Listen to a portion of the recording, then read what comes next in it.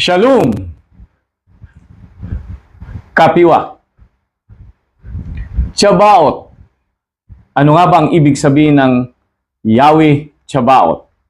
At paano natin ito maisa sa pamuhay ang kanyang banal na pangalan? Ang Yahweh Tsabaot ay isa sa mga pangalan ng Diyos sa Biblia na nangangahulugan ng Panginoon ng mga hukbo o Panginoon ng mga sandata. Narito ang mga turo at aplikasyon ng mga katanungan o kahulugan nito. Mga turo. Una, ang kapangyarihan ng Diyos.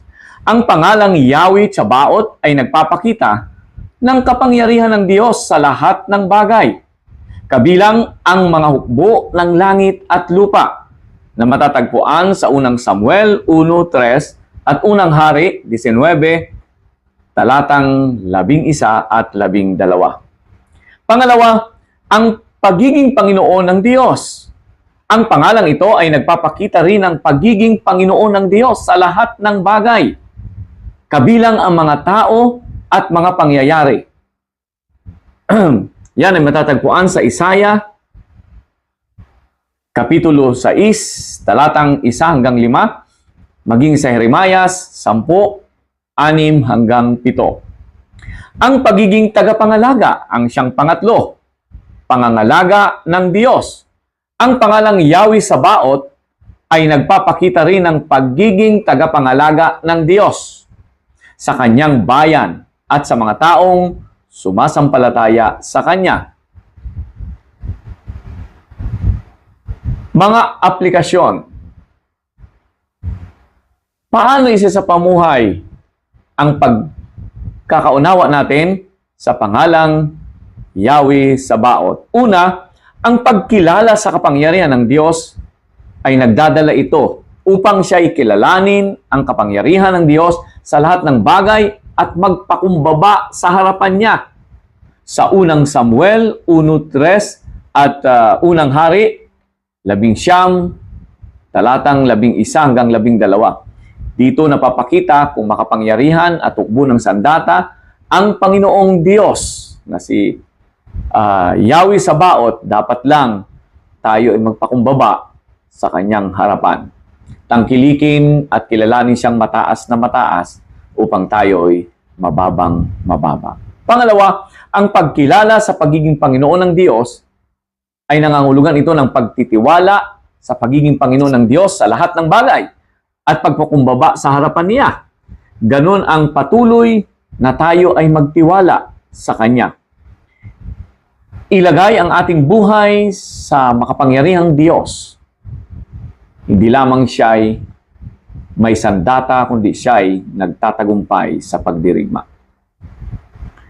Then, pangatlo, ang pagiging tagapangalaga ng Diyos upang siya ay labis nating kilalanin na siya ay patuloy na sa atin ay nangangalaga.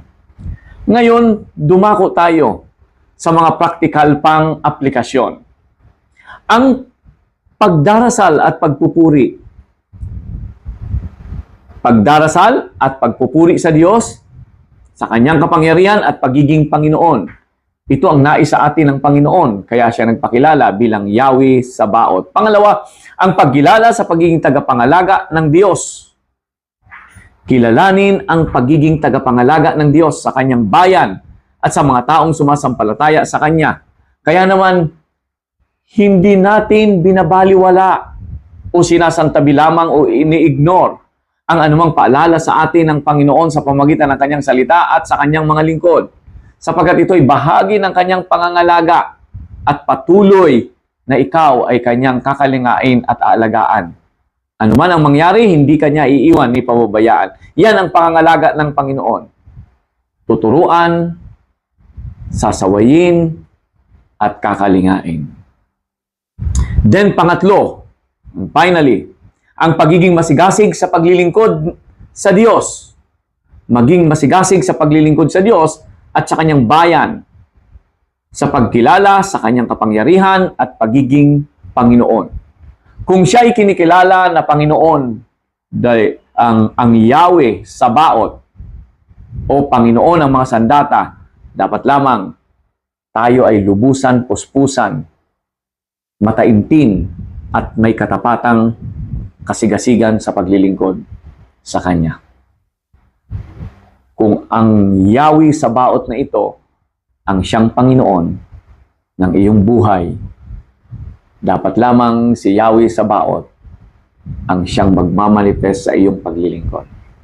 Naway makitaan ka ng katapatan, kasigasigan, kagalakan, kasiyahan sa paglilingkod kay Yahweh Sabaoth. Ang buhay na pinagpapala ay buhay na nagpapala.